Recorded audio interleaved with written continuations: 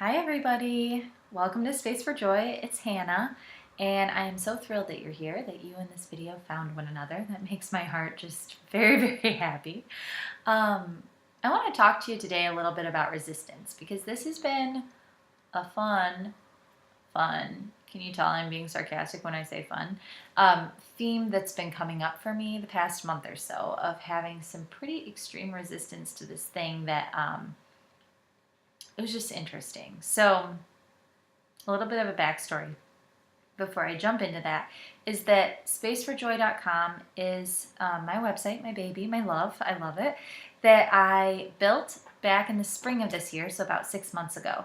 And at the time that I built it, I wanted a space where people could, share photos and stories of things that Domino's joining the picture now, of things that brought joy to their world. And it's been such a cool journey because so many people have shared the beautiful things in their world, and it's been truly amazing. And the community that's been built around it it warms my heart. It's awesome. So really, really cool stuff. And then about, I would say a month and a half or so ago, I had this knowing, like as I was journaling or as I was just, this kept coming up for me as I was thinking about the next steps for Space for Joy. I knew that the next step for me would be to start blogging and sharing my own story and start building online courses so that I could teach more people on a more massive scale the tools and resources and things that I've done in my life and my journey that brought more joy to my world, because I wanted to help people on a more massive scale. Which would really mean making myself, Hannah, and Space for Joy kind of synonymous. Like, people would have to know me more. I couldn't just have a brand that's this like picture of a pretty flower, as much as I love the pretty flower, but that I had to put myself into the marketing. There had to be pictures of me on the website. And that made me really uncomfortable. So uncomfortable, in fact, that I completely stopped doing anything to do with Space for Joy for about a month. I was like, nope, no can do, not happening. And I went through some stuff. Like, I thought, I'll just not do it anymore. And it's fine, I'll just give that up, because if I was having such massive resistance to putting a picture of myself on the website, because I had so many stories in my head about what that meant. Like, it made me egotistical. It made me think that I was more important than the mission of Space for Joy. It would send the wrong impression and people would not like it and blah, blah, blah. I got into this whole thing about what people would think. And it was like gross. It was like a month of grossness. And the reason that I'm sharing this is I think it's sometimes really important to acknowledge that, like the junk that you go through, because I think that sometimes people can look really pretty and packaged, and you watch videos of people sharing like all this amazing stuff, and yeah, like I want to share uplift and I want to share positivity, but I also want to share that there are times that I go through some serious like junk, and it's always, this has always been my experience, 100% of the time, it gets the nastiest and ickiest feeling and kind of like, ugh, right before you're about to have this major breakthrough. And the reason that I'm even able to make this video now is because I'm here telling you that there is light on the other side of that tunnel, because I just finished making my new cover photo and new branding for the website, which by the time you see this video, the website will be redone. That has my face on it as part of the branding. And I just looked at it and I thought, oh my gosh, like this is how it was supposed to be. And I just like had such a peace wash over me. And I just thought, you know what? I need to get on and do a video about this and just talk about that whole, like, when you're having something come up and it feels like so gross and you're like, no can do. But you just have this knowing that it needs to happen, even though you're like, I don't want to, I'm resistant, I'm not feeling like this is something that makes me comfortable, it's not in my happy little comfort zone.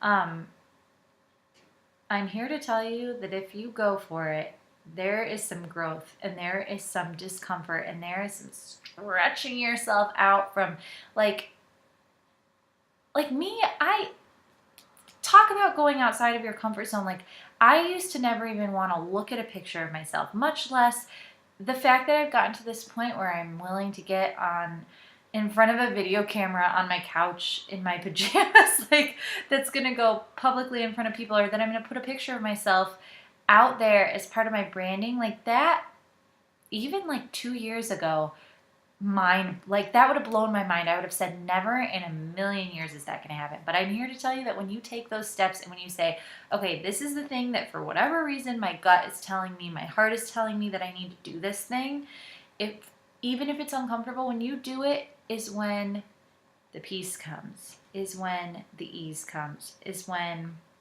things get better.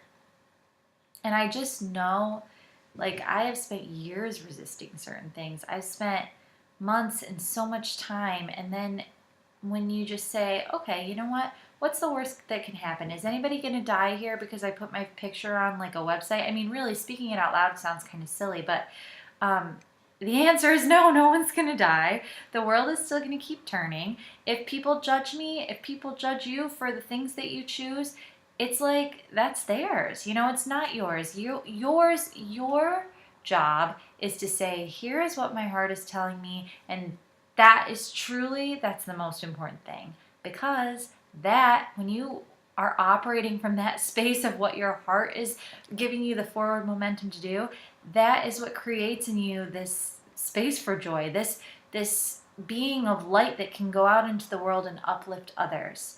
And I wasn't that. Like I said, for the past month, I was not that. I was like a monster, and I turned into this like, I got sick of myself. There were so many times I'm like, I'm sick of myself. I'm sick of like the stories I'm telling myself in my head. I'm sick of all this. But it was because I was so massively pushing back against this thing that once I did it, I was just like, oh, that feels so nice. And it's like so simple. And it really was so simple and easy, like the actual action of sitting down and creating.